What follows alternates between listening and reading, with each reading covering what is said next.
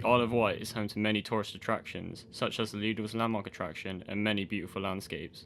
The island thrives off of tourism and is dependent on it to be able to be economically stable.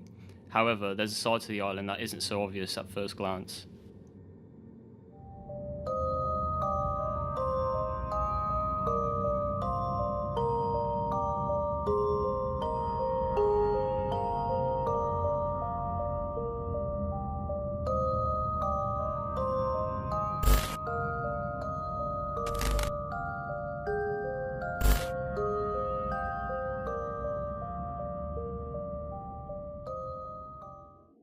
Old and abandoned buildings scatter across the island, from the shelters around Fort Victoria to Hardcourt Sands, each one of these places once having a key role to play in the island's history. In the last decade, home ownership fell for the first time since census records began, and ultimately, the number of homeless households has risen to over 50,000.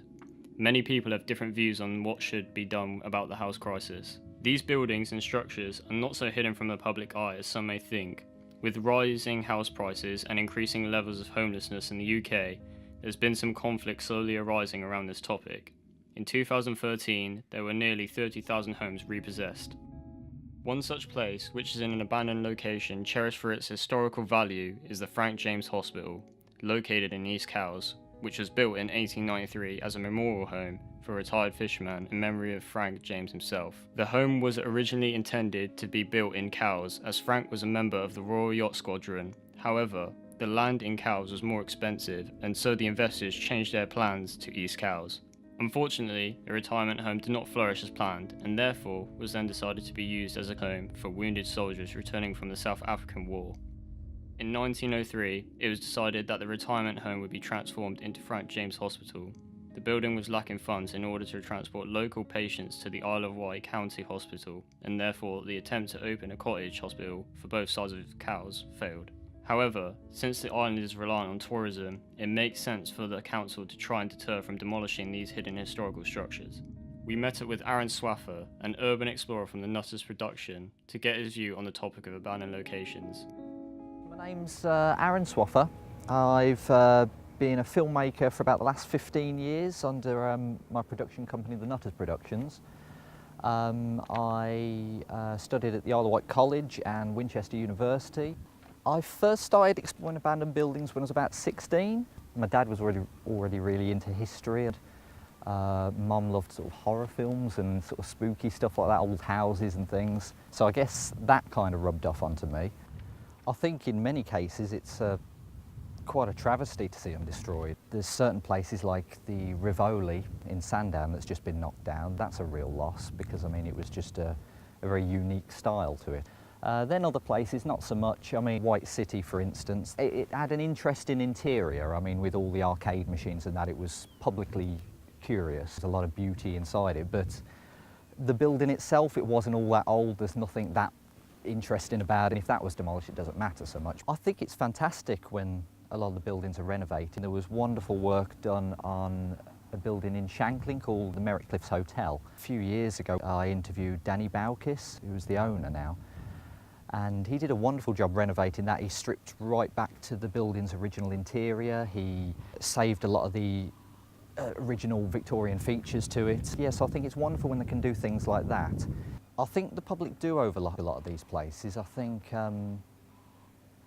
for instance, the Grand Hotel in Sandown, that's overlooked terribly.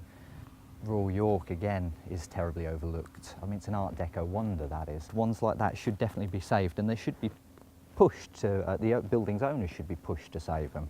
I know my intentions personally are just to document the buildings. If you don't document them now, you know, they'll disappear in a few months and then you might lose the chance to. So in that case, I'd like more people to explore, to document. It's a difficult thing because if you end up with a lot of people exploring these buildings, you're going to end up with them more trashed. I want to encourage people to document, but I don't want to encourage people to trash things. It's got to be down to the public as well. You know, there's got to be a certain interest. The Rivoli, that had a lot of public interest to save it. There was a lot of people donated to it. So when there's a public interest in saving a building, then the council should have some department that steps in and sorts that out. As we can see, most abandoned locations hold a grand amount of history and mean a lot to those who have seen these places when they were occupied and fully functioning. Here at Medina Quay sits an impressive yet desolate paddle steamer known as the PS Ride.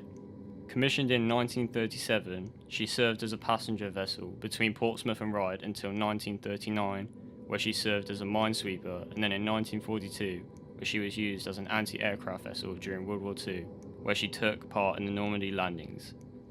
The steamer then returned to be a passenger vessel until 1970, where she was then transformed into a stationary nightclub.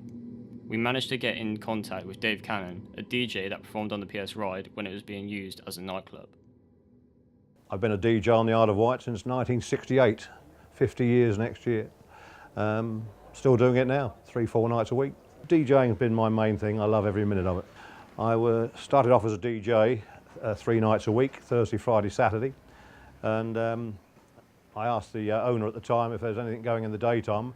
He said, yeah, come down and do a little bit of painting. So that's how I left my full-time job, which was at Clark Mast at the time, and came down and became the maintenance guy in the daytime and DJ at night. Thursday nights used to be payday for most factories on the Isle of Wight, so I always thought Thursdays were sort of like ladies' night, sort of people from Ronsons and Dixons and places like that. We used to get 400 to 500 people on a Thursday night. Friday night was mainly guys' night, and Saturday night it was just packed out, 600 people, both bars full up. Sadly, it can't be restored. It's beyond restoration, as they say. Time has gone too far down the road. All for preservation of anything that's gone by before and has a history. It should be kept for future generations. Preservation's a great thing. The more interest, the better. Make sure the public are interested in it. Sadly, landowners and landlords have different ideas sometimes. It's all down to money. Unfortunately, due to ownership problems, just like Frank James Hospital, led the paddle steamer to decay on the banks of Medina River and ultimately become a wreckage in the Island Harbour Marina. Clearly, the PS Ride was, and still arguably is, a very important physical fragment of history, of which a lot of people are proud of. Its involvement in World War II and its duty of sailing countless passengers to and from the Isle of Wight, as well as providing nights out to remember, makes the boat a significant loss if nothing is done soon to repair the vessel from its decaying state. Its sister vessel, PS Sandown, was decommissioned in 1965 and then in 1966, scrapped due to the superior boats being manufactured. This represents how quickly inactive structures and abandoned vessels can be demolished, quickly disappearing from existence. On the other hand, the Medway Queen, another paddle steamer which was moored alongside PS Ride, for a short time serving as a nightclub, could be renovated thanks to the help of the Medway Queen Preservation Society, which was formed to support the boat. £1.8 million was accumulated to repair the boat, with its hull being rebuilt in 2013 and is now in the hands of the private charity. The fate of the PS Ride is likely to be reliant on the passion of locals and people who admire the steamer enough to form a group and provide funds for a repair, just like the Medway Queen. However, PS Ride could also end up like its sister ship if its said individuals are not prepared to take drastic action to save her.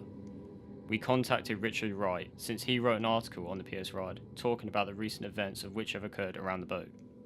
Well, my name is Richard Wright. I'm the news features editor on the Isle of Wight County Press. And part of my remit of that is to do the heritage pages. And that includes features on items of past and recent history. And the Ride Queen spans both of those periods because it's a historic ship and it's been at Ryde Harbour since the 1970s and remains there in a bad way. On a local newspaper you tend to write stories for various imperatives. Mostly because they need to be written. So consequently we were approached by various people concerned about the state of the poor old ship because, as you know, she's basically rusted out, and we wanted to research her history, and a preservation trust was established which also was interested at one stage in getting her back on the water. I'd love to see it restored. It would be absolutely marvellous, but practically speaking I think she's gone too far. It's a tricky one, isn't it? There's a blend between history and eyesore. The Royal York Hotel, for instance, the Art Deco Hotel in Ryde at the top of George Street, is in a prominent location, and it's lain disused and derelict for 10 years.